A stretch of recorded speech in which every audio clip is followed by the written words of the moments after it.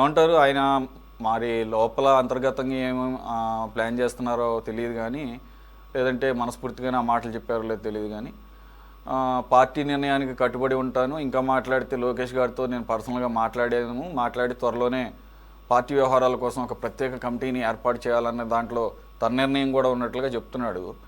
మరి ఈ ప్రత్యేక కమిటీ ఏంటి అంటే పిఠాపురం అనేది ఒక స్పెషల్ జోన్గా ఏమైనా చూస్తున్నారా? ఎందుకంటే జనరల్గా ఒక ఆయన్ని తీసేస్తే మరొకరిని పెట్టడం ఏదో ఒకటి జరుగుతుంది. అక్కడ అవకాశం లేదు కాబట్టి ప్రత్యేక కమిటీ అనే దాన్ని ఏమన్నా ఏర్పాటు చేస్తున్నారా?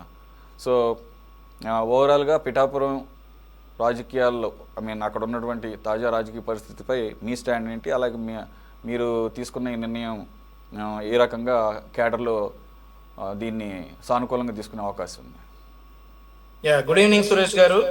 మీకు, రామారావు గారికి, గఫూర్ గారికి, కృష్ణాంజలి నాన్న గారికి అందరికీ కూడా గుడ్ ఈవినింగ్. సిటీ 24/7 వీక్షకులకు కూడా. సార్, ఇప్పుడు ఎస్విఎస్ఎస్ వర్మ గారు తెలుగుదేశం పార్టీ కోసం ఎన్నో ఏళ్లుగా కట్టుబడి పనిచేసినటువంటి సీనియర్ నాయకులు. ఆయన పార్టీ కోసం వ్యక్తిగతంగా ఎన్నో త్యాగాలు చేశారు. అయితే పిఠాపురంలో కూటమి విజయంలో వర్మ గారి పాత్రని ఎవ్వరూ కూడా తగ్గించి చూడలేనటువంటి అంశం. పార్టీ శ్రేణులందరినీ సమన్వయం చేసుకుని కూటమి అభ్యర్థి విజయానికి వర్మ గారు కృషి చేశారు. అయితే ఈరోజు తీసుకున్నటువంటి నిర్ణయాన్ని తొలగింపుగా కాకుండా బాధ్యతల పునర్వ్యవస్థీకరణగా చూడాలి.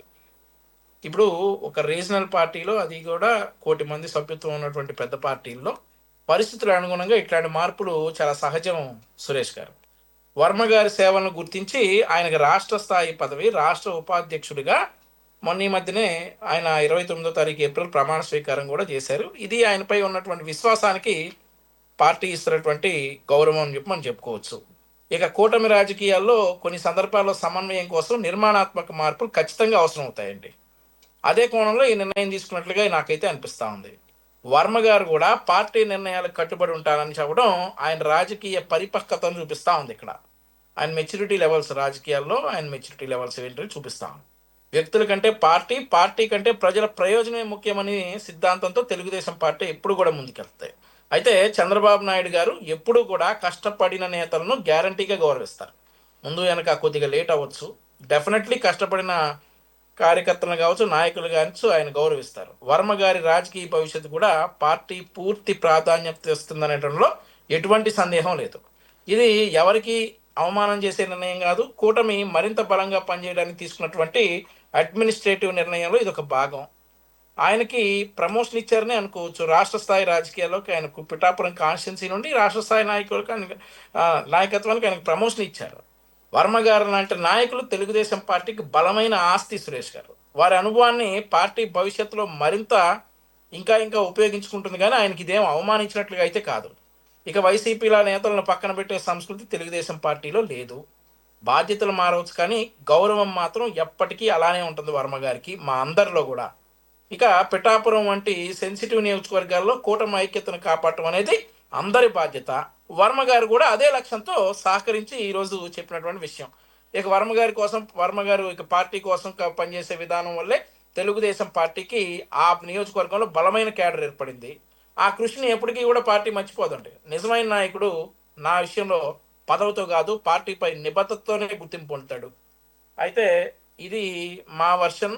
ఏదైతే జరిగిందో పిఠాపురంలో ఈరోజు జరిగినటువంటి విషయం మేము తొలగింపుగా కాకుండా పార్టీ నిర్మాణాత్మక భవిష్యత్తు కార్యాచరణగా, ఇది పునర్వ్యవస్థీకరణగా మేమైతే ఆలోచించుకుంటా ఉన్నాం. సరే, ఇక వైఎస్ఆర్ కాంగ్రెస్ పార్టీ వారు మమ్మల్ని, మా అధినేత చంద్రబాబు నాయుడు గారిని ఎలాగైనా విమర్శించాలి కాబట్టి కొన్ని సామెతలతోటి చంద్రబాబు నాయుడు గారి గురించి అవటం జరిగింది. బొట్ల రామారావు గారు ఏరు దాటినాక తెప్ప తగలేయటం అనేది ఈయన బొట్ల రామారావు గారు చెప్పినటువంటి సామెత. అలా చూసుకుంటా పోతే సురేష్ గారు, తెలుగులో ఉన్నటువంటి సామెతలన్నింటినీ లింక్ చేసి జగన్మోహన్ రెడ్డి గారి గురించి చెప్పొచ్చు.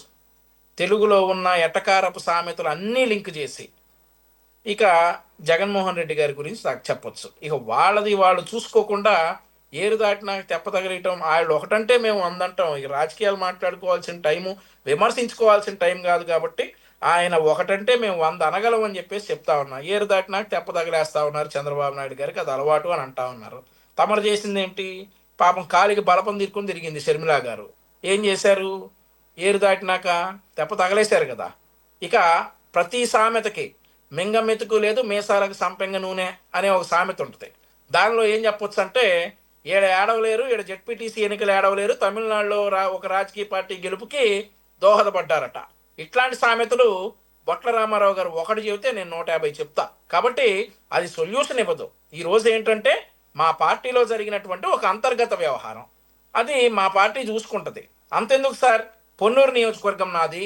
రావి వెంకటరమణ అని 2014లో పోటీ చేసి ఆయన లిక్కర్ కానీ ఏదైనా కానీ చాలా కేసులు ఎదుర్కొన్నారు గతంలో. ఆస్తులు కూడా చాలా పోగొట్టుకున్నారు. ఆయన ఓడిపోయినా కానీ 2014 నుండి 2019 వరకు ప్రతిరోజు ప్రజలకు అందుబాటులో ఉన్నారు. ప్రతిరోజు అందుబాటులో ఉన్నారు ప్రజలకి.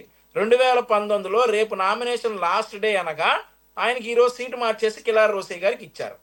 ప్రతి రాజకీయ పార్టీలో ఇట్లాంటివి చాలా సర్వసాధారణం. కానీ ఏంటంటే పిఠాపురం నియోజకవర్గం అనేది పవన్ కళ్యాణ్ గారి నియోజకవర్గం కాబట్టి ఇది కొంచెం ప్రాధాన్యత సంతరించుకుంది. నేనేమంటా ఉన్నానంటే, ఇది మా పార్టీ అంతర్గత వ్యవహారం, మేము తేల్చుకుంటాం, మా వర్మ గారికి మేము గౌరవం ఇచ్చుకుంటాం. ఇట్లాంటి ఈ సామెతలు ఇవన్నీ చెప్తే మాత్రం మేము ఇంకా 100కి 200 చెప్తామని చెప్పేసి ఈ సందర్భంగా నేను చెప్పదలుచుకున్నాను సురేష్ గారు.